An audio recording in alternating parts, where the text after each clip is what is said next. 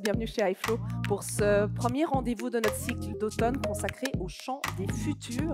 Future of Food est le titre de notre rendez-vous ce soir. Un rendez-vous qui parlera, comme vous pouvez l'imaginer, d'alimentation, l'alimentation d'aujourd'hui, mais aussi celle de demain. Une mise en bouche théorique, scientifique, avant la pratique qui aura lieu le 7 octobre prochain lors du dîner du futur, un dîner organisé en collaboration avec The Empowerment Foundation. Je m'appelle Zada Chauvel, j'ai grand plaisir de vous accompagner ce soir pour ce premier rendez-vous. Questionner notre rapport au vivant, c'est effectivement réfléchir à notre façon de consommer, la façon de nous nourrir, la façon de cultiver notre terre dans une approche qui doit être durable aujourd'hui, mais garante d'un équilibre demain. Grâce à nos invités, on va explorer la transformation de notre système alimentaire, les différents modes de production, essayer de trouver cet équilibre qui sont autant d'expressions d'une identité renouvelée. Et je vous propose tout de suite, sans plus attendre, pour ouvrir le bal, celui qui a accepté de commencer cette conférence, Monsieur Christian Schwab. Christian Schwab, qui est directeur exécutif de l'Integrative Food and Nutrition Center de l'EPFL. Je rappelle que l'IFNC a pour mission d'adresser les enjeux en termes d'alimentation et de nutrition, et aussi de maximiser les impacts positifs de l'innovation qui est associée sur l'environnement et la société. Christian, c'est à vous. Merci beaucoup. Bonsoir à tous. C'est un plaisir d'être ici ce soir. Nous allons parler de nutrition et d'innovation technologique. Alors, vous savez qu'à l'EPFL, on aime bien que les discussions soient ancrées dans la science et puis qu'il y ait un petit peu de rigueur lexicale quand même. Donc, on ne peut pas parler de nutrition si on ne comprend pas les principes de base de nutrigénomique ou de métabolomique, ou encore les mécanismes de dysbiosis du microbiome. Donc, j'aimerais passer quelques minutes pour vous expliquer quelques principes de base de ce graphique. En fait, pas du tout. C'est juste là pour montrer qu'on a aussi de l'humour. L'alimentation, les défis. Alors, je vais vous partager quelques chiffres clés qui sont assez terrifiants. Vous les connaissez peut-être, d'autres pas. L'alimentation, il y a encore quelques années, on la prenait pour un acquis. Moi, j'ai toujours été dans l'industrie agroalimentaire, et puis il n'y avait pas vraiment de débat sur la problématique. Si on parlait de climat, par exemple, si on parlait de durabilité, les gens vous disaient oui, l'énergie, oui, le transport, la mobilité, peut-être l'hébergement. L'alimentation n'était pas vraiment citée. Or, maintenant, on a réalisé que non seulement les systèmes alimentaires sont le contributeur numéro 1 aux effets de changement climatique, mais que c'est aussi un élément de solution intéressant. C'est-à-dire réduire les déchets alimentaires, c'est complexe, ça ne va pas être facile, mais c'est quand même un peu plus facile que de changer de paradigme énergétique. Sortir des énergies fossiles va être encore plus compliqué. Donc c'est non seulement une source de problèmes majeurs, mais c'est aussi peut-être des leviers de solutions auxquels s'intéresser pour l'avenir. Quelques chiffres, comme je disais, pour faire un peu l'état de l'Union. L'alimentation, c'est déjà 37% des terres émergées qui sont consacrées à ça. Donc la question où produira-t-on la nourriture de demain est une bonne question qui se pose, sachant les paradigmes de réchauffement climatique qui vont rendre des zones tout à fait inexploitables, l'urbanisation rampante, etc. C'est un quart des émissions à effet de serre. Je vous disais que c'était le plus grand contributeur aux effets climatiques. C'est une des dimensions, c'est les gaz à effet de serre. C'est 70% de l'eau fraîche prélevée qui est consommée par les systèmes alimentaires, sachant que l'eau, c'est déjà la source de tension géopolitique numéro 1 au monde, devant les hydrocarbures. Ça, c'est une bombe à retardement. C'est la moitié des 140 millions de tonnes de déchets plastiques qu'on retrouve dans les océans. Après la fondation Ellen MacArthur, d'ici 2050, il y aura plus de plastique que de poissons dans les océans, au rythme où on va aujourd'hui. C'est 70% de la perte de biodiversité. On nous dit qu'on est entré dans la 6e ère d'extinction massive, avec 1 million d'espèces en danger. 70% de ces effets vient de l'exploitation ou de la production de nourriture. C'est 32% de la nourriture produite.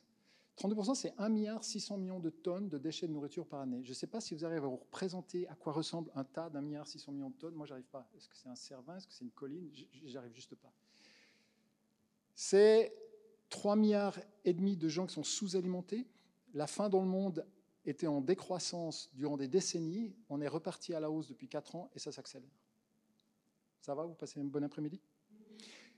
À l'autre extrémité, on a 2 milliards de gens qui sont surnourris. Il y a plus de gens qui meurent de malnutrition, surnutrition, à manger trop de mauvaises choses que de gens qui sont sous-alimentés. Donc on vit mieux en état de sous-alimentation qu'en état de mal-alimentation. Ce n'est pas du très bon français. Et dont 500 millions de personnes obèses. Et la plus grande partie de ce qu'on consomme aujourd'hui vient de ce qu'on appelle l'agriculture ou l'élevage intensif, qui sont des catastrophes écologiques, catastrophes en termes de bien-être animal, qu'il va falloir qu'on change très vite. Donc, ce qu'on fait aujourd'hui n'est absolument pas pérenne. Et si on veut juste accompagner l'évolution démographique, vous savez qu'on sera 10 milliards à un horizon 2050, 9 milliards et demi, 9 milliards 7, combiné avec une augmentation du pouvoir d'achat, puisqu'avec ce pouvoir d'achat, il y a une évolution des habitudes de consommation vers plus de viande, plus de protéines carnées, il faudrait produire 60% de plus. Donc on a un effet ciseau, ce qu'on fait aujourd'hui, c'est pas bien, il faut en faire plus, qui est assez désagréable. Pourquoi c'est aussi accentué maintenant? Regardez cette courbe, c'est l'explosion démographique depuis la fameuse révolution verte des années 50, où la population mondiale a juste explosé. Depuis que je suis né, bon, je ne suis plus de première fraîcheur, mais depuis que je suis né, la population mondiale a doublé. Depuis que ma grand-mère est née, la population mondiale a doublé 2 fois. C'est juste vertigineux, cette accélération. On voit ça jusqu'à un horizon 2050. Donc c'est pour ça que, tout d'un coup, ce problème est tellement d'actualité. Donc il va falloir qu'on change quelque chose. Je crois que les consciences sont là, maintenant, en particulier parmi les jeunes générations, qui disent on ne va plus consommer comme vous, chers adultes. La conscience est là, les solutions pas toujours. Donc maintenant, c'est vraiment un champ de mine, l'alimentation. Quoi qu'on fasse, on a l'impression de faire quelque chose de faux. Si ce n'est pas pour l'environnement, c'est pour notre santé. Si ce n'est pas pour notre santé, c'est pour le bien-être animal. Donc je crois qu'il y a un peu de recherche de la part des consommateurs. Dire, alors, je suis censé faire quoi? Mais la conscience, au moins, elle évolue. Les 4 grands axes qui sont communément discutés d'amélioration, c'est d'une part, bien sûr, les évolutions des habitudes alimentaires. Le consommateur va devoir évoluer dans ses choix. Consommation de viande, pour nous, Suisses, pour le monde industrialisé, est un grand débat. Vous savez qu'en Suisse, on mange 3 fois trop de viande, on est autour des 50 kilos par personne par année, alors que les recommandations du ministère de la Santé, c'est 15 à 17 kilos. Donc on mange 3 fois trop. Donc là, par exemple, il y a des pistes évidentes. On ne va pas pouvoir y couper, et ça, c'est les consommateurs qui vont le définir. Il y a aussi transformer l'agriculture. Alors les agriculteurs, ils s'en prennent plein le visage de nos jours. Il y a beaucoup de gens qui pensent que c'est des êtres malfaisants, qui font des tas de choses fausses. Il y a tout un historique, comment on y est arrivé là. C'est ça aussi des victimes plus que des coupables. Mais toujours est-il, il y a beaucoup de choses à faire pour transformer l'agriculture. La notion de justice sociale, c'est peut-être moins impactant chez nous, Suisses, mais dans les pays producteurs ou dans d'autres pays comme les États-Unis, où il y a vraiment une fracture. Certaines parties de la population n'ont juste pas accès à des produits de qualité en termes de distribution.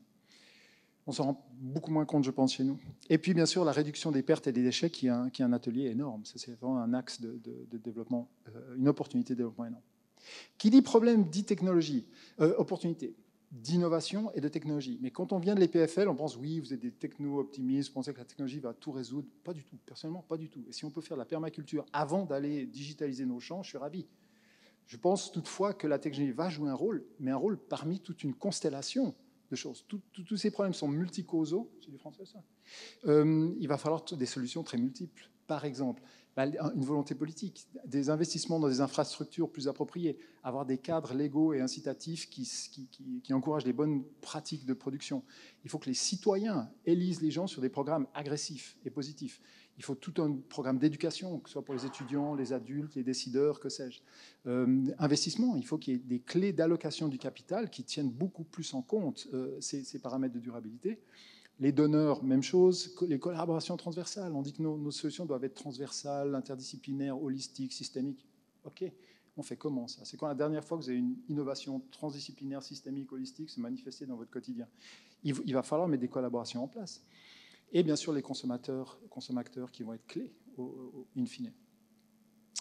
Qui dit problème dit opportunité, bien sûr, de développement.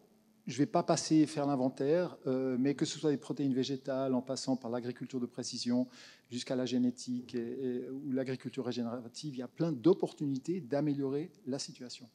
Je vais vous donner, en deuxième partie de présentation, quelques exemples concrets. L'idée n'est vraiment pas d'être inclusif, holistique, parce que ça va, il y a plein d'opportunités. Ce sera juste pour illustrer mon propos. En Suisse, en particulier, il y a tout un travail qui est fait avec la Swiss Food and Nutrition Valley d'identifier les grands axes où on pense qu'en tant qu'écosystème suisse, on peut avoir une contribution majeure. Donc vraiment, où est l'adéquation entre la nature des problèmes systémiques auxquels on est confronté et puis les compétences accumulées qu'on a en Suisse. Les 5 axes qui ont été identifiés sont d'une part les protéines alternatives, d'autre part ce qu'on appelle la nutrition de précision, c'est donc vraiment trouver l'adéquation entre le métabolisme de chaque individu, nos besoins, nos réponses en nutriments et les régimes alimentaires qu'on aura. Ce qu'on appelle les systèmes alimentaires 4.0, la digitalisation. Le digital, c'est un peu tutti frutti, hein. C'est l'intelligence artificielle, c'est le machine learning, deep learning, la modélisation, le big data, l'imagerie hyperspectrale, les capteurs, les senseurs, la robotique, etc. Donc un champ de science très vaste, donc un champ d'application très vaste également. L'agriculture de précision, donc comment par exemple comment réduire les intrants chimiques grâce à l'intelligence artificielle ou à la robotique. Et les emballages durables, trouver une alternative au plastique à usage unique. Donc ça, c'est les 5 grands axes qui sont actuellement identifiés, sur lesquels on travaille activement à différents niveaux, au niveau des ETH, les PFL, et au niveau de la Food Valley. Je vais commencer par le défi des protéines. Pourquoi c'est un problème? Pourquoi il faut arrêter de manger de la viande? À teneur en protéines égales, une protéine de bœuf émet 40 fois plus de CO2 qu'une protéine typiquement des légumineuses. Donc on voit qu'il y a un ratio qui est juste catastrophique. Si vous pensez en termes de quantité, pour produire 1 kg de protéines de bœuf, il faut investir 10 kg de protéines végétales qui auraient pu être consommées par des humains. En termes d'énergie, c'est encore pire. L'énergie, la calorie, qui est l'unité d'énergie, pour produire 1 calorie à base de viande de bœuf, il faut investir 37 calories d'énergie si on inclut l'essence des tracteurs, etc. 37 calories pour produire 1 calorie. Donc la viande, c'est juste une option qui n'est absolument pas viable, tenable. Et entendez-moi bien, quand je dis ça, ça ne veut pas dire qu'il faut arrêter la viande. J'aime bien l'association Animae le dit de manière très bien à mon sens, c'est moins de viande, mais suisse, et si possible labellisée. Pour moi, c'est plutôt ça le paradigme. Parce que dès que les gens polarisent les choses, ou ils disent on ne va plus manger de viande, les vaches vont disparaître, c'est un peu excessif comme discours. Alors, les exemples d'innovation. On a vu beaucoup d'innovations ces jours dans les protéines à base d'origine végétale. Impossible Food, Incredible Burger, des gens comme ceci. Il y a plein, Planted, la start-up zurichoise qui fait du poulet. Il y a plein de développements dans ces domaines-là. Les insectes, on en parle beaucoup également, comme source. Et puis ça me fait un peu sourire quand on parle d'innovation, parce que faire manger des insectes au poulet, c'est un petit peu les faire revenir de là d'où ils venaient. Mais bon, pour les humains, est-ce qu'on va vraiment tous manger des criquets comme ils les vendent à Migros? Mais peut-être pas. Mais est-ce que les farines, par exemple, à base d'insectes, pourraient devenir un ingrédient pour certains produits alimentaires avec un impact environnemental? Il y a beaucoup de débats sur l'éthique des insectes. Ça, c'est encore un débat qui est ouvert. En termes de nombre de vies sacrifiées, il y a des gens qui ont des avis là-dessus, on est d'accord. Mais en termes d'impact environnemental, ça reste très intéressant. On aurait pu aussi mentionner la viande de culture, c'est-à-dire à partir d'une cellule de bœuf, de multiplier ça en laboratoire pour faire des quantités de protéines. Un autre exemple de l'utilisation du digital, c'est une compagnie qui s'appelle Impact Vision. Là, on parle de Food Waste Reduction, réduction des déchets alimentaires. L'idée, sur votre app, avec de l'imagerie hyperspectrale, sur votre téléphone, pardon, vous arrivez devant votre bac d'avocat chez votre distributeur préféré, prenez une photographie. Par les mécanismes d'absorption de cette imagerie, il va vous renvoyer une image, vous le voyez sur le 3e écran. Quel est l'avocat qui est prêt, qui est mûr? Quel est l'avocat qui sera mûr dans 3 jours ou dans 5 jours? Ce faisant, vous permettre de consommer ceux qui ne vont pas être jetés comme déchets parce que personne ne les a achetés. Donc ça, c'est un exemple d'innovation. Toujours dans le digital, il y a maintenant ces plateformes, il y en a plein. Hein. Il y a vraiment une profusion de tout ça. Ça, c'est une app qui s'appelle RML de Reuters, qui touche déjà plusieurs millions d'agriculteurs en Inde, qui leur permet. C'est un appui à la décision pour les agriculteurs. Ça les connecte aussi à leur marché pour réduire le nombre d'intervenants, d'intermédiaires, et donc leur permet d'avoir une plus grande capture de valeur sur leurs activités. Donc ça, c'est vraiment une belle utilisation du digital. Il y a tout ce qu'on appelle la blockchain. On en a beaucoup parlé, on en parle moins. Je pense qu'il y a eu un effet de mode. Toujours est-il que, par exemple, Walmart et IBM ont des projets avec des grands producteurs internationaux et couvrent déjà, je crois, 1 million de produits différents avec une traçabilité entière. Donc, vous achetez votre paquet de purée de pommes de terre et vous dites quel est le mix de pommes de terre, dans quelles fermes ils ont été cultivés, dans quelles usines ils ont été transformés. Donc, il y a une traçabilité énorme. En tant que consommateur, on peut se questionner, je n'ai pas toujours besoin de savoir ça, mais par exemple, s'il y a des problèmes de food security, ils peuvent tout de suite tracer où est le problème et éviter des problèmes de contamination grâce à ça. Ça, c'est un petit peu un de mes chouchous, c'est EcoRobotics. C'est vraiment une combinaison de l'intelligence artificielle et de la robotique. Donc, c'est un petit robot qui va et vient avec des panneaux solaires, une unité GPS, donc entièrement autonome, qui va et vient dans les champs, qui reconnaît là où il y a une mauvaise herbe et qui, en passant dessus, va faire un petit psst discret de sprayer une microdose d'herbicide et qui permet de réduire jusqu'à 95-97% des intrants chimiques pour l'agriculture. Et on compare ça avec, vous savez, ces grands bras d'épandage qu'il y a derrière les tracteurs où on déverse de façon indistincte des hectolitres de produits chimiques. Et là, on se dit, mais qu'est-ce qu'on faisait? Donc, il y a quand même des solutions intéressantes à ce niveau-là. Là aussi, c'est l'utilisation des drones et de cette imagerie hyperspectrale pour faire une analyse des champs, pour dire aux paysans, là, vous avez une contamination avec tel contaminant, là, il manque de l'eau, là, il manque... Et de permettre d'avoir une gestion beaucoup plus intelligente et précise des ressources. Pour conclure, s'il y a 3 takeaways dont je souhaiterais que vous vous souveniez. D'une part, l'urgence des défis. Vous avez vu les chiffres de départ, ils ne sont pas très encourageants. L'innovation technologique, ce sera un élément de réponse. Je sais qu'il y a un rapport au niveau des consommateurs assez problématique de nos jours avec l'innovation. J'ai ma lecture personnelle. Je ne pense pas que l'industrie du food a utilisé, dans les décennies qui ont passé, l'innovation à une fin, une seule, qui était de maximiser leurs profits, parfois au détriment des produits et donc de la santé publique. Donc je comprends qu'il y a un rapport problématique entre les gens et l'innovation technologique dans leur nourriture, mais je pense aussi que ça peut faire partie de la solution. Et puis les consommateurs seront bien sûr déterminants. Donc,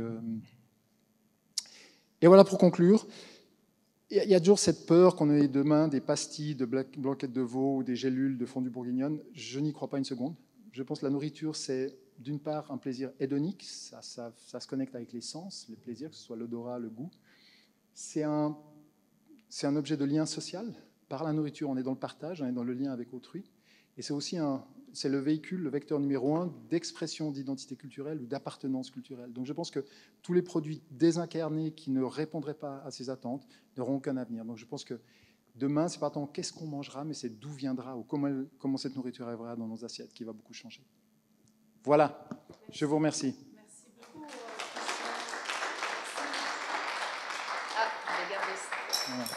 Je vais garder ça, effectivement. Merci beaucoup. C'est vrai que, particulièrement, ne pas oublier... je suis en train déjà d'enlever...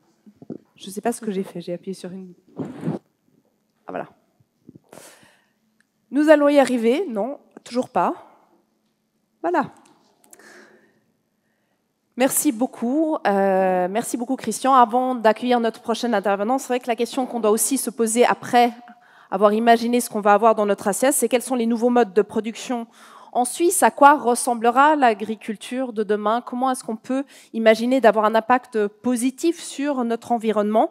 Autant de questions auxquelles notre prochain invité va peut-être tâcher de répondre. En tout cas, je demanderai à Alain Chacher de venir me rejoindre. Il est directeur de l'Agropole. L'Agropole qui a pour but de rassembler les acteurs de l'agritech et de la foodtech pour stimuler l'innovation. Vous avez la télécommande ici et je vous laisse la place. Merci beaucoup. Après Christian, c'est très dur de passer. Mais 2-3 petites choses. Je suis arrivé ici et j'ai lu que l'adresse était Chemin des Champs. Chemin des Champs des filles, pour être précis, mais je vais oublier les filles. Mais simplement Chemin des Champs, je n'ai pas beaucoup vu du champ autour de l'endroit où je suis. Donc, je vais vous parler un peu de Mollondin, de l'agropole de Mollondin, qui se situe, parce que je pense que pas beaucoup de monde sait où ça se trouve. L'agropole de Mollondin se trouve tout près d'Yverdon.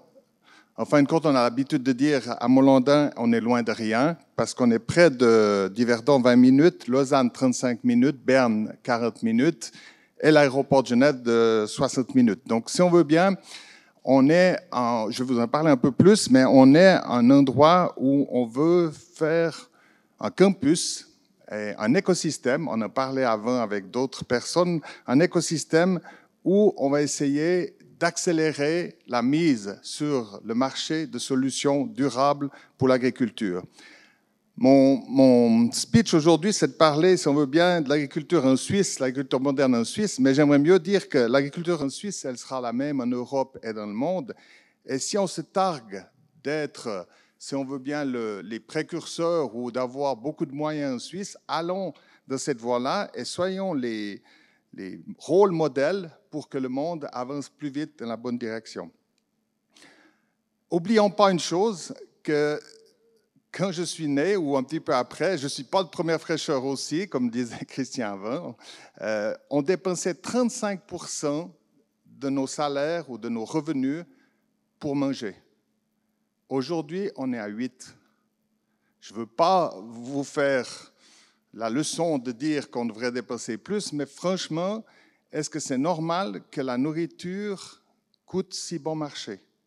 Est-ce que ce n'est pas aussi un élément, on nous appelle maintenant des consommateurs, plus des consommateurs, mais des consommateurs, et le mot est bien choisi.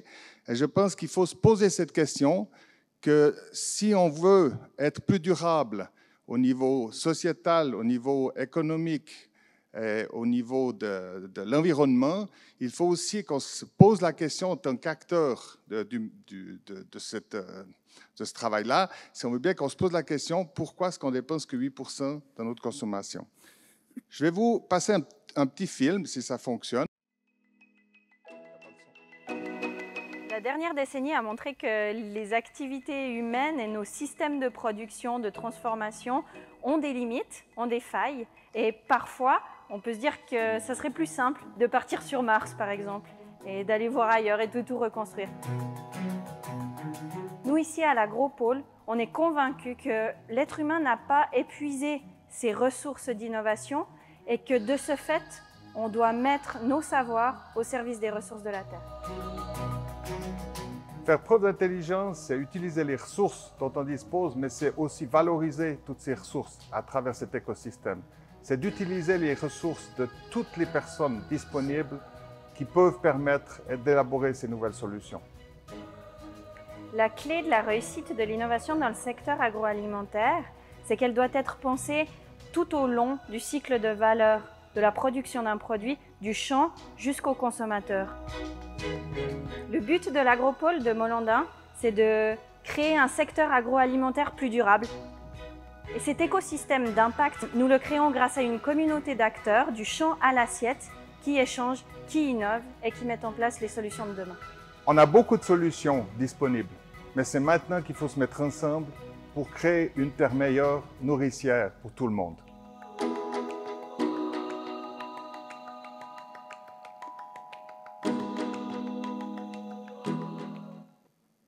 Voilà le genre de communication qu'on met en place à l'Agropole dans notre écosystème. J'ai repris ce diapo que beaucoup de monde utilise, c'est les goals des Nations Unies. Il y en a 17, vous les connaissez certains mieux que moi certainement, mais si on regarde sur ces 17 goals, il y en a 14 qui sont liés à l'agriculture. Il y en a 14 où on peut avoir un impact avec des nouvelles méthodologies, des nouvelles technologies qu'on peut utiliser en ce moment et qu'on peut impacter ces goals. Ce qu'on veut dire par là aussi, et moi je suis un grand believer, je fais un peu de franglais souvent parce que malheureusement c'est ma première carrière qui était comme ça, je parlais pas mal anglais, mais si on veut bien, ce qu'on peut dire aussi, c'est que si on arrive à impacter l'agriculteur positivement, parce qu'on le diabolise, il utilise l'eau, Christian nous l'a montré, il utilise l'eau, il détruit le sol, il met les engrais où il ne faut pas, il y a des ruissellements, et ainsi de suite. Si on arrive à leur redonner confiance, et je vous dis, ça c'est une vraie vérité en ce moment, les agriculteurs ne sont pas assez payés pour les produits qu'ils produisent, par contre ils reçoivent des subsides, puisqu'on est un pays riche, on leur donne des subsides, ce qui défavorise les pays en développement où ils n'arrivent pas à produire. Mais si on veut leur redonner confiance, on leur donne la technologie, les technologies adéquates pour qu'ils travaillent, ils sont prêts à faire le pas. Vous montez dans un tracteur, on les prend souvent un petit peu pour des gens qui ont de la peine avec les nouvelles technologies. Vous montez dans un tracteur en ce moment, c'est un pilote d'avion, c'est un cockpit d'avion qu'il faut pour gérer un tracteur. Vous ne pouvez plus simplement démarrer et puis aller vous promener dans les champs. Donc moi, ce que je vous dis là, c'est que faites confiance aux agriculteurs, donnons-leur de nouveau cette puissance et ils arriveront à transformer l'agriculture d'aujourd'hui dans une agriculture plus durable. À Molandin, ce qui nous plaît, c'est qu'on a déjà, et on a parlé avant, l'écosystème que nous avons, on connaît toute la filière agricole. On n'est pas des généralistes, on est des spécialistes du food tech et de l'agritech. On a des agriculteurs d'un côté, des contrats avec les agriculteurs. On a des industriels sur notre campus. On a des services, prestataires de services qui fournissent l'écosystème, le marketing, les marques pour les différentes sociétés. Et bien sûr, on a le contact par la distribution de la Migros, de la Coop et des grands distributeurs avec vous, les consommateurs. Et en plus, il y a une douzaine d'années, il est arrivé certaines sociétés. Christian en a parlé un petit peu avant. Il y a eu une société qui s'appelait Ecorobotics. Il vous a montré le robot. Et la première qui était sur place, c'est une société qui s'appelle Clean Greens. Peut-être que certains la connaissent. Je reparlerai après, qui fait des salades en aéroponie. Donc, si on veut bien, sur ce site unique, nous avons toute la chaîne des valeurs du champ à l'assiette, ce qui nous permet de connaître les problématiques que les gens ont. Une des autres, et c'est pour ça que j'ai fait un petit peu, ce n'est pas une blague, mais sur les champs autour de la région ici. Pourquoi on se trouve à Molondin? Parce que si vous avez des sociétés qui veulent faire des tests dans la réalité, qui ne sont pas des tests simplement sur une petite surface de 200 mètres carrés, et ainsi de suite, il faut obligatoirement être placé au milieu des champs. Donc, si vous regardez notre écosystème et notre endroit, il n'y a pas beaucoup de grandes villes autour. Yverdon est un petit peu sur la droite, vous le voyez sur le diapo, Lausanne un peu dans le fond et Genève un peu plus loin. Mais on a autour de chez nous 85 hectares qui sont des terres familiales, qui appartiennent à la famille Fankhauser, qui sont les fondateurs de l'agropole, ce qui nous permet d'avoir sur ces terrains des essais de certaines sociétés, mais ce qui permet surtout d'avoir les capacités des agriculteurs pour pouvoir travailler ces champs. Parce qu'une start-up qui vient sur le site, qui a un bout de terrain qui n'a pas besoin de beaucoup de terrain, mais qui a un bout de terrain pour faire des essais, s'ils n'ont pas les capacités des agriculteurs qui viennent labourer le champ, hercer le champ, traiter le champ, entretenir le champ, ça sera peine perdue. Même si c'est une très bonne start-up, elle n'arrivera pas à trouver les capacités de ce genre de choses dans un autre endroit. On a aussi le Covid, vous en avez parlé avant. C'était intéressant parce que ça nous a permis de découvrir qu'on était un communicateur neutre. On a commencé à faire des vidéos à brûle pour point avec des belles choses qui se sont passées dans la région au mois de mars, au début, vers le 20 mars, comme vous le connaissez. Donc, on a commencé à faire des vidéos et on a remarqué qu'on était devenu une plateforme sans but politique, sans qu'on soit de droite ou de gauche, mais simplement laisser parler les gens qui avaient des belles histoires à raconter sur de l'agriculture de demain. On est au milieu de la Swiss Food and Nutrition Valley. Ce qu'on dit également par ce diapo, c'est que le modèle qu'on met en place, qui est basé sur des agriculteurs qui sont performants et qui recherchent de l'innovation, que ce soit technologique ou simplement des remises à niveau de certaines choses, on en a partout dans le monde. C'est-à-dire que si vous arrivez à faire un modèle en Suisse qui fonctionne, vous pouvez très bien le répliquer dans tous les pays du monde, puisque tous les agriculteurs ont à quelque part des terrains et des endroits où ils peuvent cultiver, où ils peuvent générer de nouvelles pratiques. Aussi, ce qui est important, je pense, sur la plateforme, c'est de faire les projets, de mettre en relation des filières. Et nous travaillons avec la Swiss Food and Nutrition Valley, on est dans la Solar Impulse de Picard, on travaille avec Nestlé, l'EPFL, Buller, Orange, l'école hôtelière, et ainsi de suite, sur des mises en relation et des projets d'alimentation durable. 3, je dirais, flagships en ce moment chez nous qui doivent nous faire réfléchir pour le futur. Christian a parlé d'Ecorobotics, ça c'est la nouvelle génération de leurs robots, tout à gauche, tout à droite, si vous êtes de ce côté. C'est le même principe que le robot individuel que vous avez vu avant. La seule différence en ce moment avec le robot, ils sont un petit peu bloqués au niveau des législations. Encore une fois, l'Europe et la Suisse également ne permet pas à un robot de se promener dans un champ tout seul, sans qu'il soit contrôlé par soit une barrière ou ainsi de suite. Donc, il va falloir légiférer à ce niveau-là. Ils sont en train d'y travailler. Donc, ils sont revenus sur un modèle qui utilise le même principe, c'est-à-dire qui photographie les mauvaises herbes et qui spraye juste d'une façon homéopathique si on veut bien, qui spraient les produits juste sur les mauvaises herbes qu'ils ont trouvées, que ce soit sur la betterave ou sur d'autres produits. Aero 41, qui est une autre start-up, qui est maintenant une scale-up, si on veut bien, qui est basée à Aigle, qui travaille sur le traitement de précision. Vous savez que dans la région d'Aigle, il y a des traitements qui se font avec hélicoptère encore, bientôt plus, mais disons que ça se fait encore, avec des dérives de produits énormes sur les villas et sur les gens qui sont alentours. Avec le drone, vous enlevez tous ces problèmes-là. Il vole à 1 mètre au-dessus de la vigne. Il enlève toute la partie dure du travail de traitement, parce que c'est clair que de monter des collines avec une boye sur le dos avec des produits, c'est pas facile. Donc, cette société qui s'appelle Aero 41 travaille beaucoup dans la vigne. Et on a la chance d'avoir aussi sur notre site Clean Greens, qui s'appelait Combat Group, pour ceux qui connaissent un peu ces sociétés-là. Clean Greens fait de l'aéroponie, c'est-à-dire à la place d'avoir les racines des salades ou des herbes aromatiques qui touchent l'eau, les salades et les herbes aromatiques ont les racines qui sont dans l'air et ils ont dessous un système de brumérisation avec une valeur nutritive qui permet à ces plantes de pousser sans sol, sans terre et sans toucher l'eau, ce qui réduit bien sûr également les problèmes de maladies avec les racines. Clean Greens, c'est 90% d'eau en moins. Il n'y a aucun ruissellement. L'eau qui est utilisée, elle va dans les racines. Celle qui n'est pas utilisée retombe, elle est recyclée. C'est 0 traitement.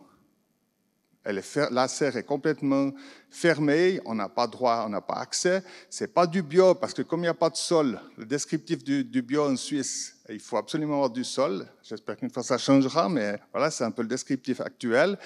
Et c'est 60% de moins de pertes du champ à notre frigo. Parce qu'il faut bien se dire qu'une salade qui est semée, que ce soit en Suisse ou ailleurs, il y a la petite limace qui mange la salade, il y a l'oiseau qui mange la graine, il y a le tracteur qui tourne sur 3-4 salades. Quand la personne la ramasse, elle enlève 30% parce qu'il y a eu des salissures du sol et ainsi de suite. Donc il y a 60% de moins de pertes dans ces salades-là. Ils sont en scale-up en ce moment, ils ont vendu juste à côté, au domaine des Matines, passé peut-être devant pour certaines personnes, un domaine qui fait des tomates juste à côté d'ici. Ils ont vendu leur premier prototype, ils en ont un en France. Aujourd'hui, il y avait des Koweïtiens qui étaient sur le site à Molandin, et puis ils en ont une autre qui est partie de nouveau en Allemagne. Voilà simplement 3 méthodes, si on veut bien, de technologie qui prouvent qu'on peut faire beaucoup de progrès.